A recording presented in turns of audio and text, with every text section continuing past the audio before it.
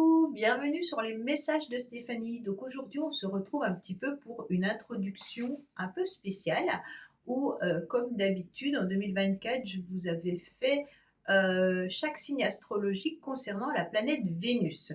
Donc pour voir pour vous sur chaque mois un petit peu ce qui va se passer au niveau émotionnel et amoureux. Donc avant tout, je voulais vous parler quand même de l'année 2025 qui est en numérologie une année 9. Cette année est un peu exceptionnelle.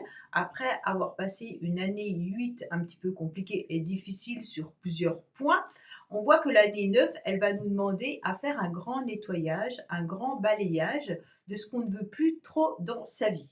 Alors bien entendu, c'est la fin des cycles, hein. On passe sur une vibration qui est le lâcher-prise et la préparation pour un nouveau chapitre. Ça veut dire que ce nouveau chapitre arrivera bien sûr en 2026. Mais avant de commencer quelque chose, il faut un petit peu clôturer tout ce qu'on n'a plus besoin et puis aussi terminer ce qu'on a commencé. Donc il y a aussi une situation de pardon et de guérison dans certaines relations. C'est une année qui est propice, bien sûr, à régler les conflits. Donc si vous êtes en conflit avec quelqu'un, il est peut-être intéressant de soit tourner la page, hein, de cette situation passée ou de se réconcilier avec soi-même ou avec une ou plusieurs personnes avec qui il y avait des difficultés.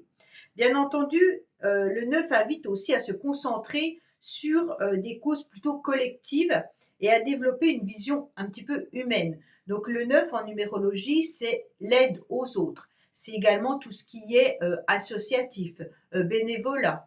Ça peut être aussi tout ce qui peut parler de l'étranger. Donc actuellement, on voit bien qu'il y a des complications, bien entendu, dans le monde et que la France aide, bien entendu, ces pays qui sont actuellement dans des complications.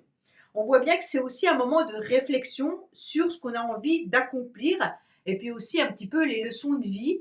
Donc, on a passé 9 années, hein, à monter ces marches. Donc, l'année 1, l'année 2, l'année 3. Donc là, on arrive au bout de l'escalier en quelque sorte.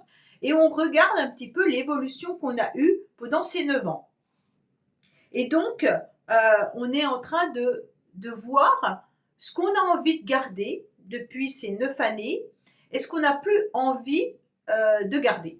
Donc, il y a vraiment l'idée de grand nettoyage, autant émotionnel, parce qu'on peut, si on ne fait pas un grand nettoyage émotionnel de certaines relations, on peut encore traîner les 9 années suivantes avec des cycles qui peuvent être perturbants.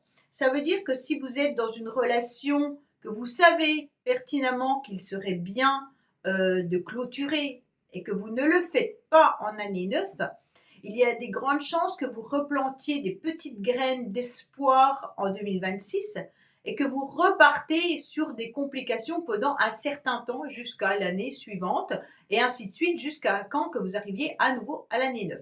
Donc c'est vraiment un petit peu des petites graines qu'on plante tout au long du chemin pendant 9 ans et qu'on voit aboutir et à un moment donné on se rend compte que ça a porté ses fruits, d'autres choses n'ont pas porté ses fruits et qu'on doit un petit peu nettoyer ce jardin où on a planté peut-être trop de choses.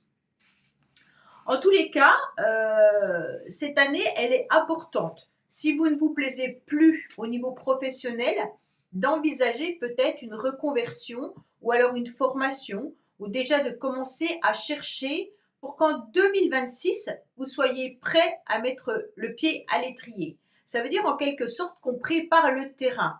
On ne commence pas forcément quelque chose en année 9 parce que souvent, ça ne perdure pas dans le temps. Le mieux, c'est vraiment de faire un grand nettoyage, mais aussi on garde des choses qui nous conviennent, bien entendu, hein, on n'enlève pas tout. Ce qui nous convient, on continue à peaufiner, à enrichir sur les années suivantes. Mais ce qui n'est plus très agréable et qu'on sent qu'on commence à se lasser, qu'on sent qu'il peut y avoir des relations qui s'effrichent, et ben là, on se dit pourquoi continuer à enrichir cette relation alors que au bout du compte, je ne m'y retrouve pas. Donc, bien entendu, c'est là qu'il faut peser le pour et le contre de la relation et de savoir si vous êtes prêt à encore vous engager ou pas. Il y a vraiment une introspection et, et on pèse le pour et le contre de tout ce qu'on a fait pendant ces nombreuses années pour voir ce qui est intéressant, bien entendu, à continuer à développer pour son bien-être personnel, hein, et puis son bien-être et son enrichissement, et tout ce qui nous détruit plutôt, euh, qui là est intéressant de clôturer. D'accord? Concernant les vidéos suivantes, ça veut dire Vénus, que je vais mettre pour chacun des signes astrologiques. Vénus est la planète qui est associée, bien entendu, à l'amour, aux relations, à la beauté, à l'harmonie et puis au plaisir. Donc elle influence la manière dont une personne exprime, bien entendu, ses sentiments et son rapport aussi à l'esthétique. Donc sa position dans un thème astral révèle des informations sur vos goûts artistiques, sur vos valeurs personnelles et puis aussi sur vos relations amoureuses. Donc bien entendu, pour chaque signe, je vais vous dire au mois de janvier, c'est comme ça, au mois de février, ça sera comme ça, au mois de mars, ça sera comme ça. Alors bien entendu, hein, ça sera juste une phrase, mais ça vous permettra de savoir à quel moment, en tous les cas, Vénus sera dans votre signe, et ça sera le moment où ça sera le plus important pour vous. Alors des fois, Vénus vient plusieurs fois dans le même signe astrologique, donc elle peut repasser parce qu'il y a une autre planète qui a rétrogradé, et donc ça permet d'avoir Vénus 2 fois dans son année. Donc c'est intéressant parce que là, c'est un petit peu bingo en quelque sorte, hein, un peu la chance, d'accord?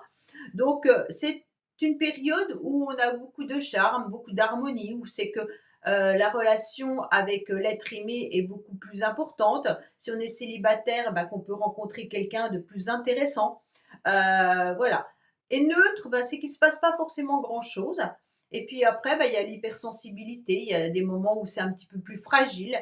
Donc voilà, je vous dirai ça pour chaque signe astrologique. Alors je vous dis à bientôt par rapport à votre signe.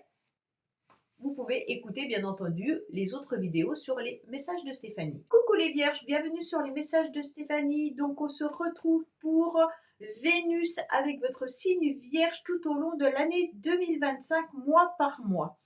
Alors, du 1er au 4 janvier, vous serez dans une période neutre, donc rien de particulier.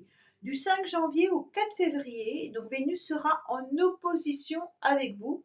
Donc cela signifie que vous pourriez vous sentir un petit peu plus fragile.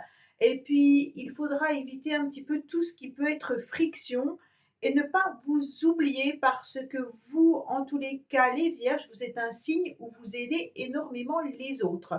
Et donc là, vous pourriez un petit peu penser trop aux autres et vous oublier dans cette période. Donc avec une fatigue et puis de la fragilité qui pourrait arriver pendant cette période-là. 5 février au 27 mars, vous êtes dans une période neutre, les vierges. Du 28 mars au 30 avril, encore en opposition. Donc bien entendu, sensibilité, vous allez faire encore passer les autres avant vous-même. Vous allez un petit peu vous lasser de tout ça d'ailleurs, et puis vous pourriez être hypersensible. Du 1er mai au 6 juin, donc neutre. Du 7 juin au 4 juillet. C'est une très très belle période pour vous, d'accord? Parce que Vénus est en taureau et c'est un signe de terre. Donc en tous les cas, là on sera dans une période où il y aura de la chaleur, de l'affection, des contacts qui seront très positifs pour vous.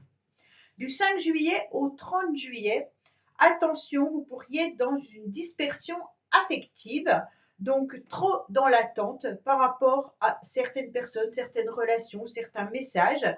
Donc vous allez faire attention également aux communications qui pourraient être un petit peu compliquées et difficiles, de ne pas être sensible par rapport à ce qui pourrait être mal perçu de votre part. Du 1er août au 25 août, alors là, il y aura une très belle période avec de la délicatesse, on se sentira en phase avec les autres, on sera vraiment dans une période très agréable.